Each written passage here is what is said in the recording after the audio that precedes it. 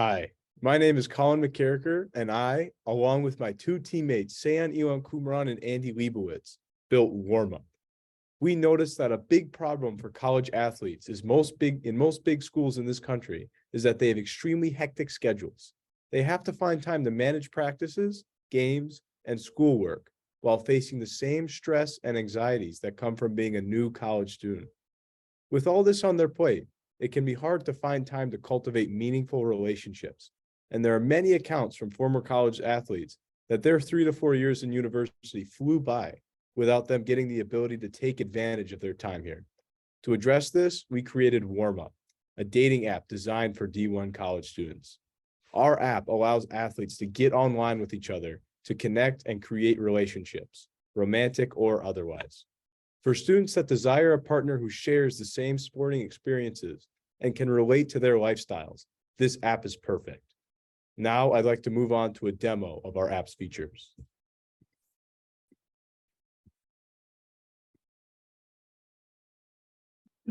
Here you can see the main page of our app. As you can see, we present different profile pages for the user to like or dislike.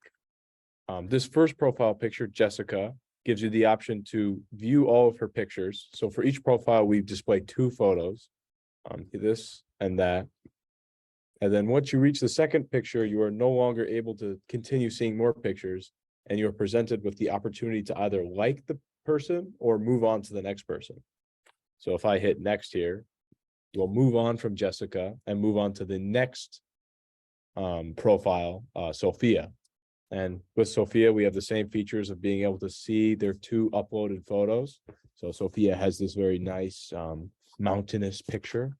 And then we are given the opportunity again to either like or move on to the next profile. And in this case, I will like with Sophia. See, and now if Sophia also chooses to like back on her personal version of the application, we match. In this case, we matched with Sophia. So I'll hit OK here, and then I'll be given the opportunity to continue swiping to see more people that have registered on the app. So Kayla, very nice photos here. I'll like as well. And then eventually, once you continue swiping and you reach the end of the total number of athletes that are registered on the platform, you see this page, which indicates that basically there's no more people for you to swipe through and to check back later to see if there are more people in your area registered on the app. Now I'd like to show the matchmaking screen. So once you have a match, obviously, then you will have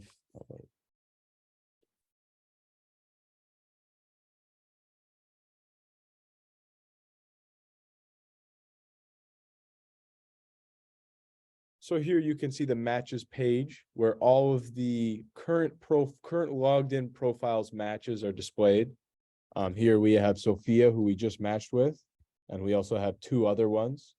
We can see a little preview of the text conversation and then a prompt to swipe for more matches.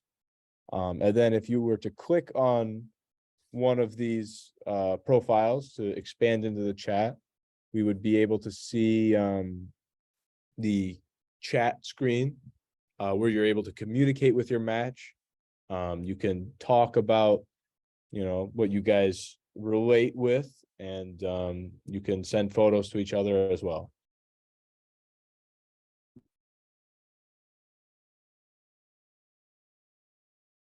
Back to the main app page, I'd like to show off some of our profile functionality.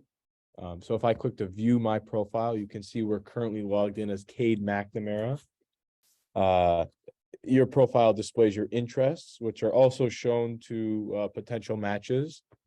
You can share your profile, and by clicking that, it'll give you a link that you can send on Twitter, Instagram, or text people that will direct them to your profile and your interests.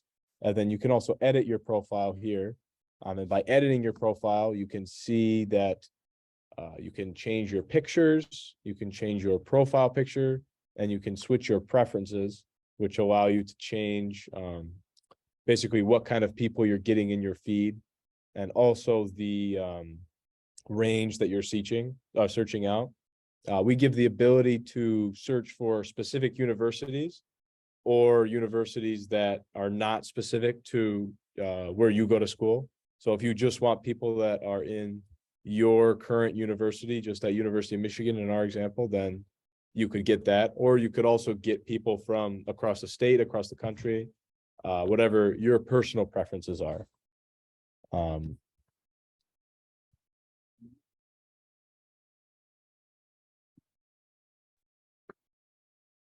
So now we're going to go over some of the higher level technical details of our project. The first thing we're going to look at is our technology stack, which is the MERN stack. MERN stands for MongoDB, Express, React, and Node. MongoDB was for our database. Express was used for server-side code. Node was used to run Express and connect to the database. And React was used for the front end of our application. We chose these technologies because members of our development team all had familiarity with them. This allowed for a smoother development process as all developers could understand languages and technologies, and time was not spent learning about these types of technologies.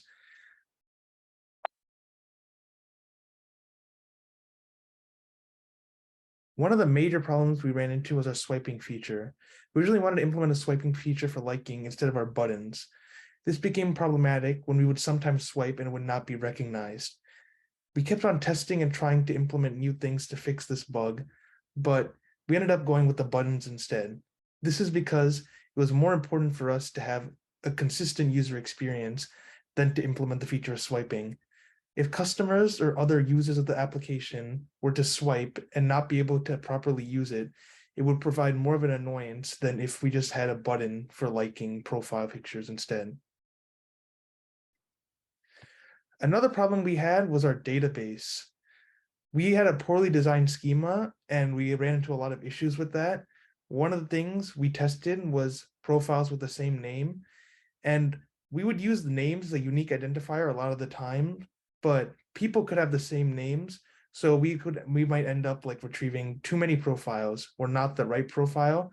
So we ended up fixing this by adding unique identifiers and creating profile data inside of our database, which we decided to just use a user ID, which was like a number. This way, even if like two users have the exact same name, they'd have distinct user IDs. So there'd be like an easy way to distinguish between them. And this was also helpful when we do like basic database operations like set union, set intersection, and other things like that.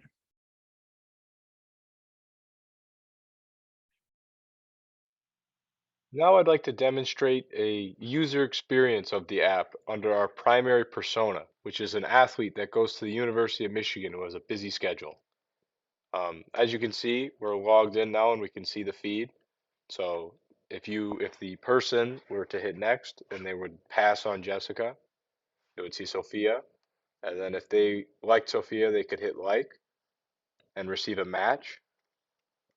So now we'll navigate to the match screen and you can see a list of all the matches with the newest match up on the top, and you can see that she's already messaged us with a little preview there. So if we click on that match, we will be navigated to the chat screen where you're able to chat with your match about different things, and that's the user experience of a match. Now on to some of the lessons we learned through developing our EX497 project. One of the first things we realized was bad meetings lead to slow development time. When we had in-person meetings, we'd have a lot of distractions. When we had the group chat going, there was infrequent use. And we found the best way to run our meetings was hybrid, and we only meted when it was absolutely necessary. This was so people didn't feel like the meetings were a waste of time, and to also make the meetings run a lot faster and more smoothly. Another problem we had was we started off using the waterfall method to develop how we were going to make our application. This didn't allow us to like keep track of whether things and tasks were allocated with proper time.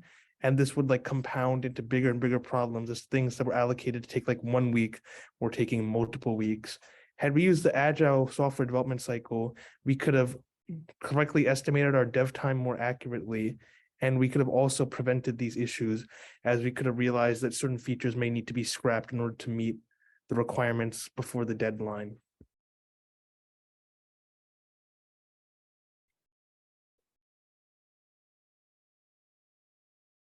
Thanks for watching. We appreciate your time and hope you have a great night. Signing off.